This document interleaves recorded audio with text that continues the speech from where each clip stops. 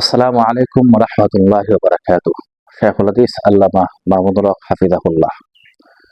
যাকে হারাতে পারলে নাস্তিকরা খুশি হয়, যাকে হারাতে পারলে চাঁদাবাজরা খুশি হয়, যাকে হারাতে পারলে সেকুলাররা খুশি হয়, যাকে হারাতে পারলে ইসলাম বিদ্বেষীরা খুশি হয়, এমনকি যাকে হারাতে পারলে জমিয়ত ওয়ালারাও খুশি হয়।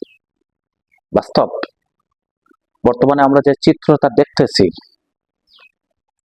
মানে মামুনুল হক হাফিজাহুল্লাহকে হারানোর জন্য সবাই একত্রিত হয়েছে। ইভেন আমি দু একদিন আগে বিএনপির অনেক ভাইয়ের সাথে কথা বলছিলাম। ওনাদের মনের একটা আক্ষেপ যে মামুনুল হক হাফিজাহুল্লাহ যদি সংসদে যেতে পারতেন, তাহলে সংসদের মধ্যে হকের একটি আওয়াজ ওনারা শুনতে পারতেন। মামুনুল হক হাফিজাহুল্লাহকে হারানোর ষড়যন্ত্র সবাই করতেছেন, কিন্তু মামুনুল হক হাফিজাহুল্লাহ মানুষের অন্তরের মধ্যে গেঁথে আছেন। এই জায়গা থেকে আপনারা যতই ষড়যন্ত্র করুন না কেন, ওনাকে এই জায়গা থেকে বাহির করতে পারবেন না। আফসোস লাগে, আজকে আমাদের ইসলাম বিদ্বেষীদের যে মনোভাব, ইসলাম ওয়ালাদের একই মনোভাব। কেন ওনাকে নিয়ে এত জ্বালাতন? কেন ওনার হকের আওয়াজ সহ্য হয় না? এতই হিংসা আমাদের ভিতর যে এক মামুনুল হককে যদি আমরা হারাতে পারি, তাহলে আমরা আরামে একটা ঘুম দিতে পারবো।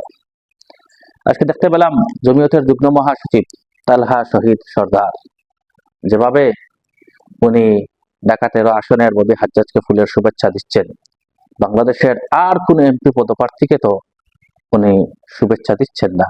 কেন এই সময় কেন শুভেচ্ছা দিচ্ছেন?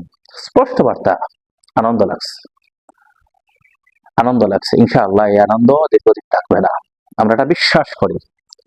আল্লাহ পাক রব্বুল আলামিন মাওলানা হক হাফিজাহুল্লাহকে বাংলাদেশের প্রতিটি মানুষের হৃদয়ের মধ্যে জায়গা দিয়েছেন।